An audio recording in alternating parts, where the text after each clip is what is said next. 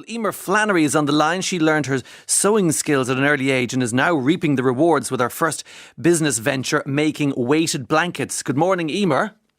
Good morning, Oliver. How are you? Thanks for having me on. Not so bad at all. And just tell us how busy you have been in the last year. So, I suppose it really took off last year when the pandemic started. People were at home, they weren't able to sleep, there was high levels of anxiety. People were more stressed than they've ever been, and lack of physical touch and being able to go out and see people really contributed to people's mental health being impacted. So we've been so busy since then, and just trying to provide some comfort to people in these times. Yeah, and it's working. Weighted blankets, that's what you're supplying. What exactly is a weighted blanket? Yeah, so a weighted blanket is based on basically deep touch pressure therapy. So it's a similar concept to a hug or stimulation of your pressure point. So it just basically helps your body to calm down. It activates the parasympathetic nervous system, which is responsible for relaxation and calming. So we make Kocoono blankets. They're a little bit different to what's on the market. So ours are customizable. So this means you can add or remove the weights in each of your Kocoono blankets. Right. So that's beneficial if you like weight or pressure at certain parts of your body.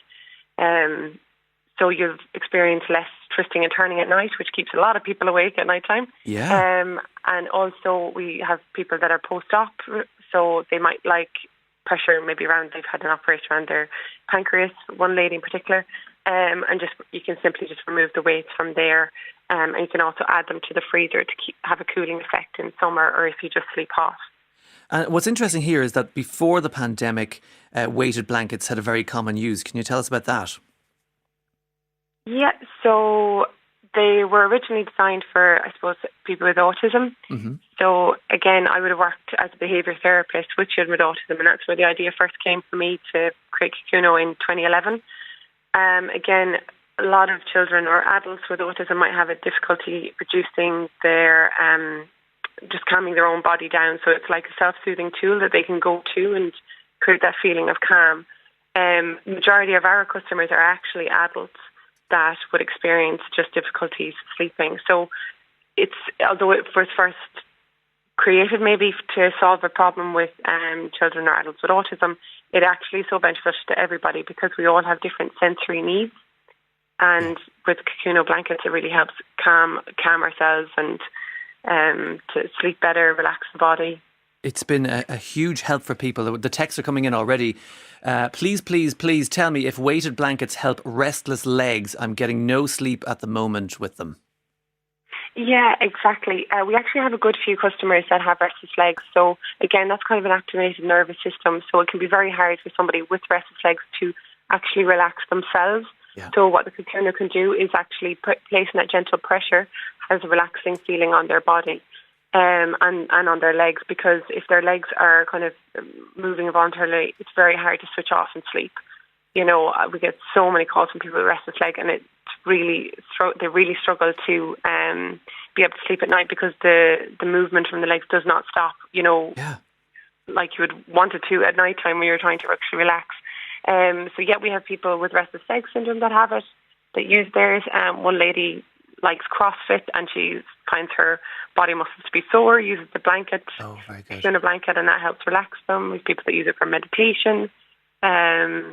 People with insomnia as well. It made a huge difference. One lady went from sleeping 1 hour per night to 7 after getting her Kocoono blanket. So it really just does vary with such a wide customer base. And this is what you're talking about, that you're able to tailor them, particularly in this country, and do. So are you kind of physically involved with the needle and thread yourself?